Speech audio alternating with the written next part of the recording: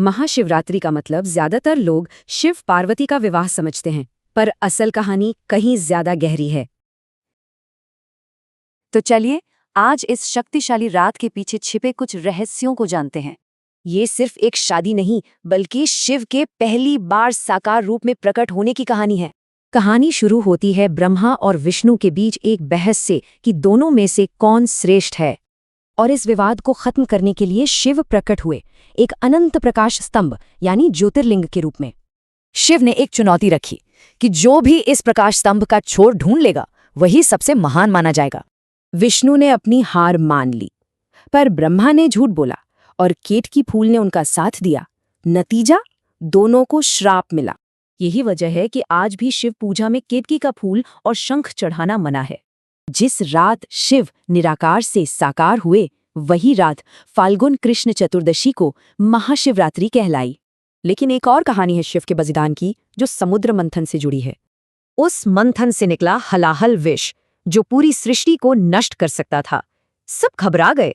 जब देवता और असुर डरकर भागने लगे, तब शिव ने संसृष्टि को बचाने के लिए वो विष पी लिया।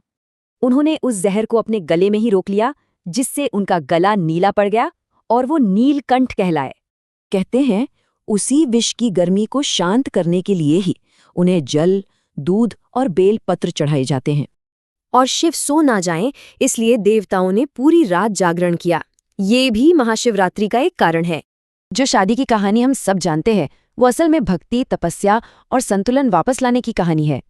ये सिर्फ एक शादी नहीं थी, बल्कि चेतना यानी शिव और ऊर्जा यानी शक्ति का मिलन था।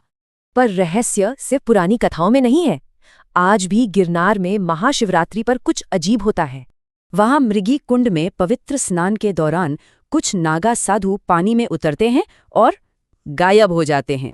और आखिर में चित्रभानु नाम के एक शिकारी की कहानी, जो इस रात का सबसे बड़ा संदेश देती है।